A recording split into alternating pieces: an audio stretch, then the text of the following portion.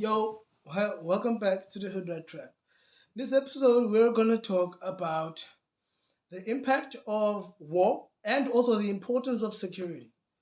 This is a general conversation about finance. This is not financial advice. We're just having a general conversation about finance. Security is important. Although there's the police, there are police organizations globally in stable countries where it's not military, militia, rand places. You still need to have your own security, safes, burglar doors. Depending on the crime rate, that will also tell you how secure you need to go in the area. The area's crime rate will also tell you how secure. Shoplifting, you're gonna need cameras, maybe. Not maybe, definitely need cameras. Maybe you might need two guards outside with firearms or with a dog, attack dog, or sometimes you just need guys with batons. Um, and the price for that varies largely. Are you transporting money? What's your business? Is your business to transport valuable precious metals, gemstones, rare minerals like diamonds and stuff? Then you might need a different level of security. How big is your safe? Do you need a safe? Are you selling firearms, dangerous objects that need to be, carefully controlled? You might need also a different level. For instance, you need a different gate system for access control, and then you're gonna need safes for how you're gonna leave your stuff overnight.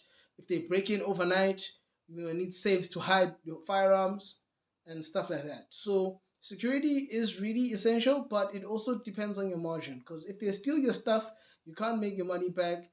And if you spend too much money on security, you can't make a profit because the costs are too high. So you need to make a balance and then cover up the holes in the security with insurance.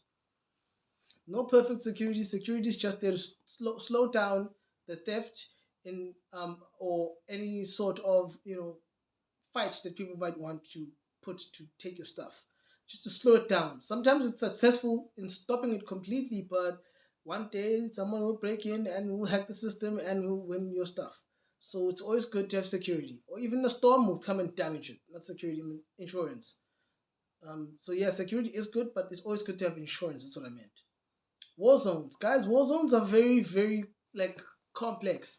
It's not an easy thing to say. If it's a war against another enemy state that isn't your own home, fight as hard as you can. Like Ukraine, Gaza, those wars are clearly not civil wars.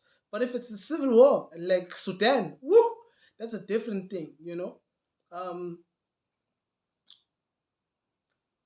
Pick the side that you think is the side that stands for good because you live there, you know the people, you know how to stop the tyranny. Think about the history. How did this war start? How long has it been going?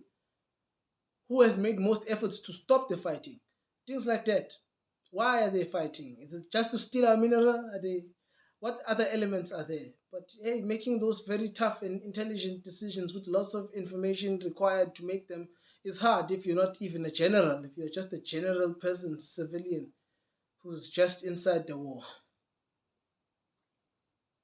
Well, investing in a war zone is also a difficult thing, but you can invest. You can invest by getting security from the military. Most war zones that I've seen that has functioning economies, the economies really serve the governments or the militant groups because and most of them are based on minerals, mineral extraction. That's all. So yeah, most of the ones that I've seen. So you can invest in maybe a mine in an unstable region, but you need to think about how much money you want to invest. What would your return possibly be? And are your partners trustworthy? And how long will you be able to hold off the enemy? Because if you invest with them and then they're toppled in a week, your money is gone. So, and you haven't even started, unless you can find a way to go please the other side. But in all odds, they're just gonna nationalize your stuff and stuff, something like that. So it's really complex and complicated. War zones are really hard places. Try your best to avoid making your country a war zone.